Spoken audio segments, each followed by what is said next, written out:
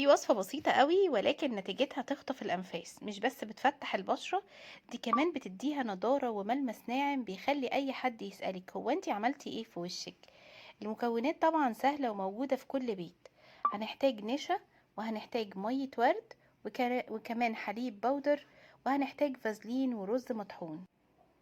تعالوا بقى نشوف كل مكون فيهم ايه فايدته القوية جدا للبشرة. طبعا النشا بيشد الجلد وبيفتح لونه، والحليب البودر بيدي نضارة وتغذية وبيفتح المناطق الغامقة. ولكن احنا مش عايزين نتكلم على الحليب السائل دلوقتي، انا اللي يهمني هو الحليب البودر. الرز المطحون بقى بيساعد على ان الجلد الميت كله يتزال وبيوحد اللون.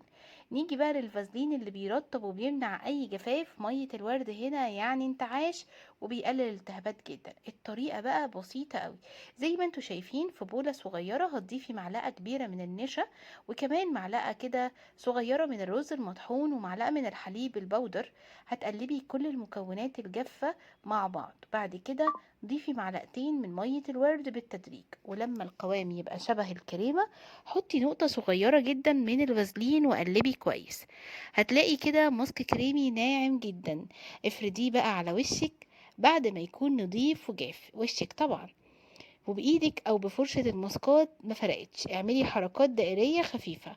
هتسيبيه حوالي 20 دقيقة لحد ما يبدأ ينشف، وبعدين ابتدي افركيه. بس افركيه بالراحة، ما تبقيش عنيفة على البشرة. واغسلي وشك بمية فترة. طبعا النتيجة فورية، اوعدك ان النتيجة هتكون فورية. البشرة بتبقى افتح وناعمة ومشرقة من اول مرة.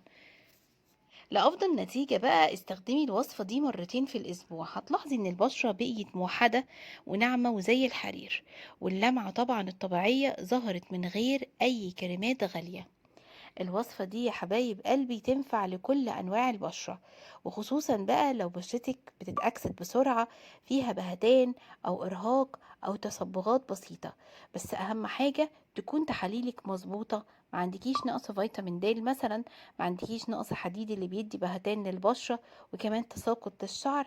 اعملي تحاليلك وظبطي امورك، وبعدين اهتمي بقى بالمية والفاكهة والخضار، وحطي الماسكات وانتي مطمنة عشان تلاقي النتيجة الفورية اللي وعدتك بيها.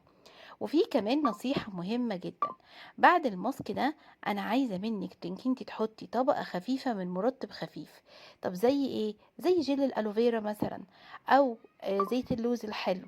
ممكن تحطي زيت الارجان. دي كلها حاجات خفيفة حلوة قوي لبشرتك علشان تحافظي على النعومة والترطيب.